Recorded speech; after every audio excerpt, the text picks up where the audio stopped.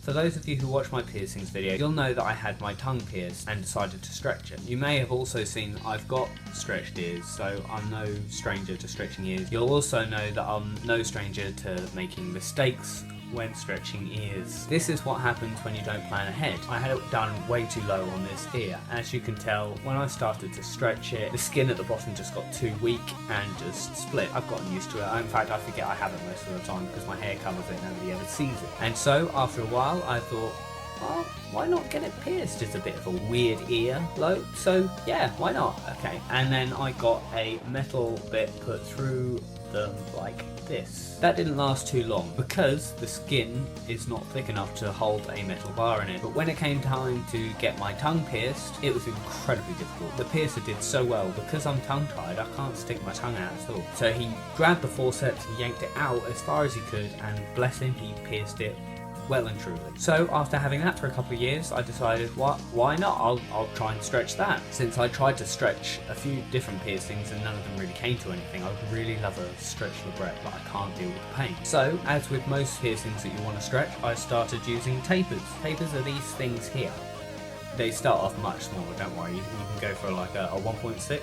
I'm using acrylic ones. It's much better to use stainless steel ones because you can clean them properly. So when I decided to stretch my tongue, I thought, okay, I'll take it at a nice easy pace, and the same as you should when you're getting your ears done. I'll explain that in a minute. When I first started stretching my tongue, I had no limits, I had no target. I thought I'll stretch it until it's big enough. It turns out it was big enough when I could fit a straw through it. I got up to 6mm. I have a bar here that's 4mm, so just to give you an idea of how big 6mm is. And of course at 6mm the ball is massive, which brings me to my next point. The reason that I had to get rid of my tongue piercing was because the ball was too big. It was starting to damage the bottom of my gums. I don't know whether it's a myth or not, but when you get your tongue pierced, your ball at the bottom starts to decay your gums from the inside. That never happened to me. I don't know anybody it has happened to. It wasn't until I got to 6mm that the ball was too big and it was eroding the bottom of my gum. So I thought, no, this isn't worth it. I'm just going to take it out.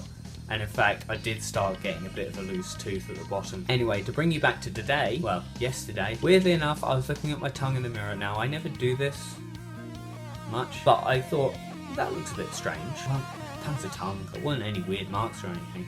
But I thought, why not try and stick a bar through it? Must be about at least 3 years since I've had a bar in my tongue. And the tongue heals up incredibly quickly. If you ever have your tongue pierced, try not to take the jewelry out because it will close up incredibly quickly. Now, to my surprise, I had a 1.6 bar and it fit through fine. Of course, at 1.6 you can't see the hole in your tongue, so it wasn't blindingly obvious when I did it. So anyway, I only stuck a 1.6 bar through. The only bar that I could find at the time was a long labret. Decided to stick that through and see how it felt, and god, it felt so strange having my tongue pierced again. Today I just tried to find a bar with 2 screw-on balls to see if I can change it. I managed to find one, thank goodness, as you can tell.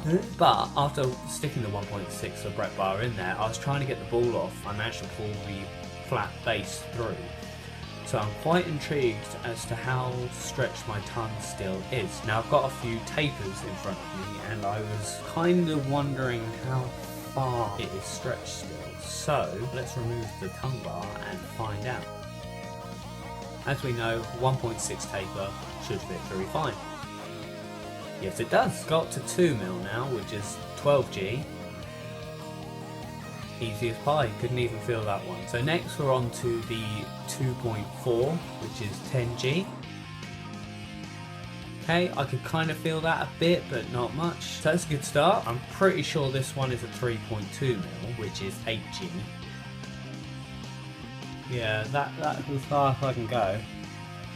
We're not quite at 3.2mm yet. Now, I wanted to offer you a little bit of advice when you do decide to stretch something, whether it be lobes or the breadth, tongue. No matter what you stretch, I really do recommend that you follow a few simple rules. Try, if you can, to use stainless steel and not acrylic tapers. You can clean stainless steel tapers a lot easier. Acrylic ones are okay. I had to buy these on a budget because my friend lost my stainless steel ones. My biggest recommendation for when you want to stretch something is do it in a nice warm shower when you've got quite a lot of time on your hands so you can just relax. The warm water usually helps your skin skin be a bit more stretchy. Please do not push it through and force it in, because that will cause a blowout. Blowouts are not friendly at all. So my recommendation is, once you put the taper through, change it for a bit of jewellery as soon as you can. Let it rest for a month or so your ear can adjust before you decide to stretch it again, or whatever you're stretching. And it's very important, even if you're in the shower, that you clean your jewellery before you do any stretching. It doesn't take long to clean them, so my recommendation is just take a little bit of time and clean them yourself. God, I sound like a parent, don't I? Also, leading on from that, clean it quite regularly, again using salt water. Make sure that no hairs get stuck in it or anything, especially if you've got long hair. If for any reason it does start to hurt or pus, take the jewellery out and downsize, just 1 or 2 sizes. It will be worth it in the long run. Okay, a few things that you might want to stay away from when you're stretching anything is, do not force it in. If it doesn't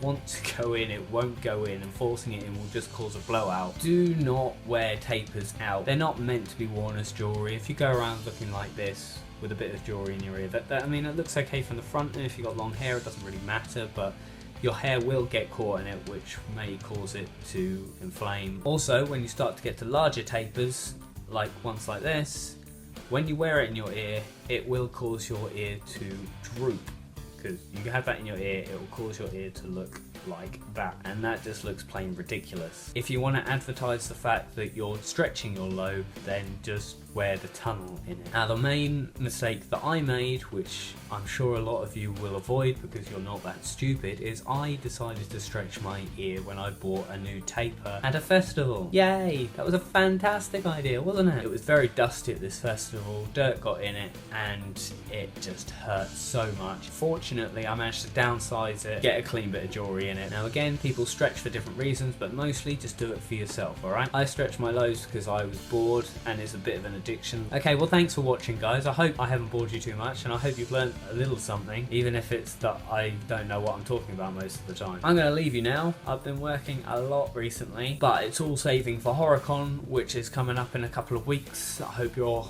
looking forward to a video from Emily. Link down below to her channel, because it's gonna be amazing. If you're attending HorrorCon this year in Sheffield, please let me know and we'll come and say hi and shake hands. Shake it off, shake it off.